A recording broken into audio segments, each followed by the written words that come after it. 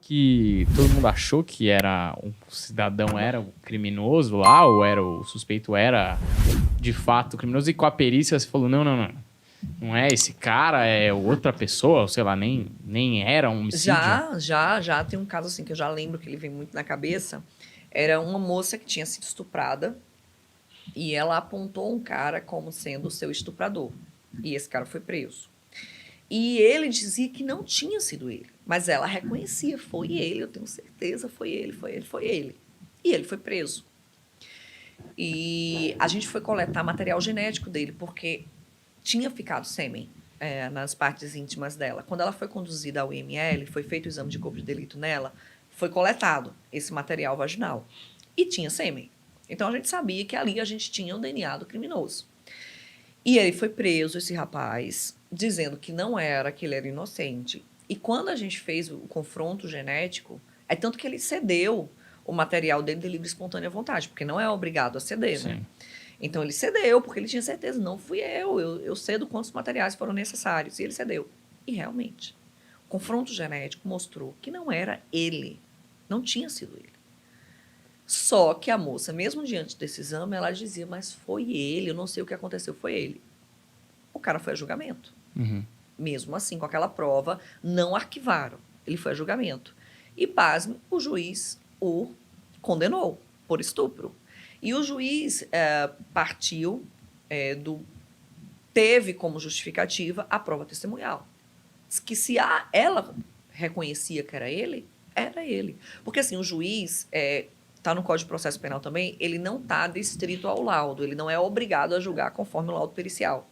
Eu até estava vendo um dia desse, uma reportagem, não sei se era o da Atena, que ele falava assim, a prova pericial é a mãe das provas.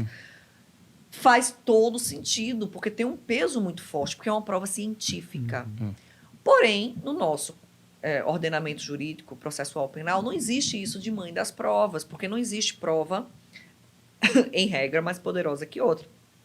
Então, o juiz, ele não está forçado a julgar conforme a conclusão pericial, desde que ele justifique, porque não julgou conforme. E, nesse caso, ele justificou dizendo que era muito forte o depoimento dela, que ela não tinha a menor dúvida de que tinha sido ele e que o condenava com base no reconhecimento dela. E esse rapaz, obviamente, se desesperou e foi para presídio e tudo mais.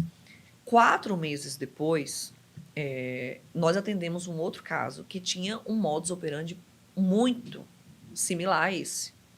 Que era assim, a moça estava em casa, o cara entrou dentro da residência e trancou os familiares no quarto. É porque essa primeira moça, ela estava só com uma irmã, que era menorzinha. Então, a irmã nem servia para reconhecer.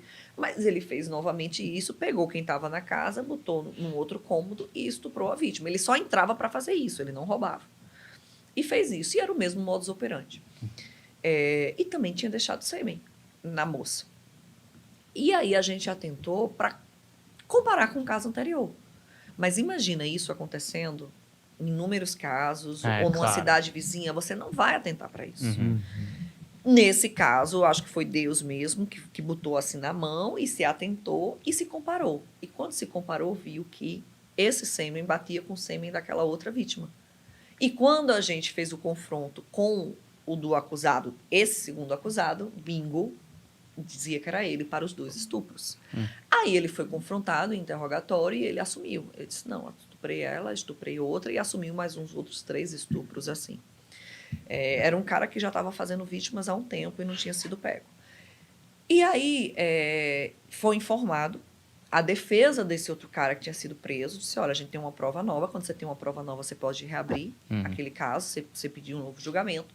E isso foi apresentado. E ele foi julgado novamente, assim, em nível de recurso. Aí já foi o desembargador que pegou o caso. E a coisa mais difícil que tem é um juiz querer contrariar outro juiz, né? Diante dessa prova, que foi admitida, o desembargador reconheceu que o cara não tinha estuprado a primeira moça. Mas que isso foi só um acaso. Que o primeiro juiz não tinha errado. Mas que foi um acaso e que por obra do destino se conseguiu chegar ao verdadeiro acusado. Ora, obra do destino não era. Existia uma prova pericial que já demonstrava que o cara não era culpado. A gente estava usando como base para a condenação, o juiz, no caso, uma prova testemunhal, que é falha, que é cheia de emoção e que pode ser mentirosa muitas vezes. Não acredito que o da moça, assim, era dolosamente mentirosa. É porque ela estava sob forte emoção. Ela realmente... É difícil uma vítima, ao ser estuprada, ela querer olhar na cara do estuprador. Acredito que deve ser muito difícil isso acontecer. E quando chegou para o outro acusado, que ela foi colocada para identificar, ela também disse, reconheço, sem sombra de dúvidas, que é ele. Ou seja, ela deve ter se fixado em algum ponto específico da aparência dele. E aí que o outro compartilhava essa mesma... tudo. Sim. E, bom, aí se conseguiu, só, segundo o desembargador, diante do acaso, demonstrar que o primeiro não era o culpado. Então, imagina quantos passam por isso. Sim. Muitos passam por isso, né? Aí, como esse caso que eu falei do suicídio ou homicídio, que o delegado tinha certeza que era um suicídio, a gente chegou lá, não é. Isso aqui é um homicídio. E vários acontecem assim. Que vem a prova pericial para demonstrar que realmente o que aconteceu não era aquilo que estava se achando que tinha acontecido. Aí tem muitos casos. Cara, uau. Que, né? Não é? Que aflição ser esse cara que tá lá, nem sabe por quê.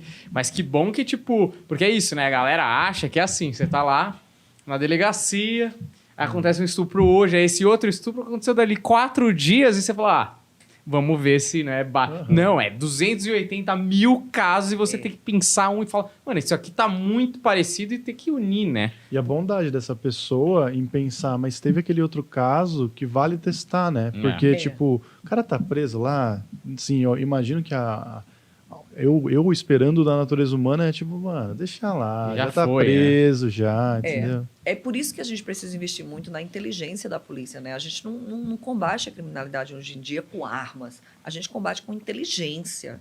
E os bancos de dados para confrontos de informações fazem parte disso. Então, por exemplo, eu tenho que ter um banco de dados de vítimas de estupro, por exemplo. Só um exemplo. Por quê? Uma vítima foi estuprada, naquele dia 40 são estupradas. Eu lembro que quando eu trabalhei no laboratório de físico-química, a gente trabalhava também com análise de sêmen, para confirmar que era sêmen. Sendo sêmen, a gente mandava para o laboratório de DNA. E ali eu tomei um susto ao ver a quantidade de estupros que aconteciam diariamente. Só em João Pessoa, que é a capital onde eu trabalho, eu vi assim que 40 e poucos estupros aconteciam, só na capital. Por dia. Por dia. Então isso é louco. Então, eu tenho que ter a inteligência atuando nisso, porque é um tipo de crime que o cara que comete, ele não comete só uma vez. É como a pedofilia. Ele reitera naquilo. Então, eu tenho que confrontar informações. Então, se eu tenho um banco de dados, que eu vou colocar informações quanto a modus operandi, regiões em que aconteceu, características físicas que a vítima fala, e linkar com o armazenamento de conteúdo genético no laboratório, ótimo. E aí, fazer com que esse banco seja inteligente para que numa hora que eu cadastre as informações, que ele já dê um match com outras que já foram cadastradas, ele me avise. Aí a mesma coisa, a gente tem um banco de dados balísticos, mas nem todas as perícias têm. Por exemplo, lá onde eu trabalho não tem. Mas onde eu cadastro todos os projéteis que já foram retirados de vítimas de homicídio por arma de fogo, projéteis retirados no local, projéteis que eu já coloquei as características balísticas nele, para de repente, se esse projétil vindo daquela arma for utilizado em outro crime, o banco me diz, não, esse projeto que você acabou de cadastrar já foi usado num outro crime aqui, que foi esse crime aqui. Então, a inteligência. Se a gente não tiver um investimento em inteligência, a gente vai continuar cada vez mais com um índice de resolução de questões investigatórias lá embaixo. A gente precisa investir em inteligência, não em arma, não em viatura. Isso é importante, mas a inteligência hoje é o que combate o crime. É você linkar essas informações e é você chegar antes que aconteça. Por exemplo, assaltos a banco, a carros fortes, é você chegar antes que aconteça. Quando está sendo ali tramados, tem um dia, a gente chega antes. Isso é inteligência, sabe? Mas a gente ainda peca muito nos nossos governos por não fazer isso. Por quê? Porque não é visto. A população não vê a inteligência. E muita coisa que é concluído pela inteligência, a população não sabe, porque a polícia não pode falar tudo que faz, como faz. Então, muitas vezes, a inteligência resolve um caso, mas que a população nem vai saber. Aí pensa, para um governante, isso é interessante? Não, porque vai achar que não está investindo. Quando eu boto... Aí, por isso, quando a polícia comprar armas e viaturas, o que acontece? Desfile nas ruas. Porque isso eu mostro. olha, o nosso governante está investindo na polícia.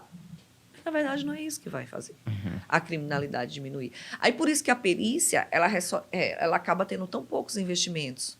Porque a gente não vai poder desfilar ali com o equipamento que recebeu. Tá entendendo? Então, isso é muito complicado.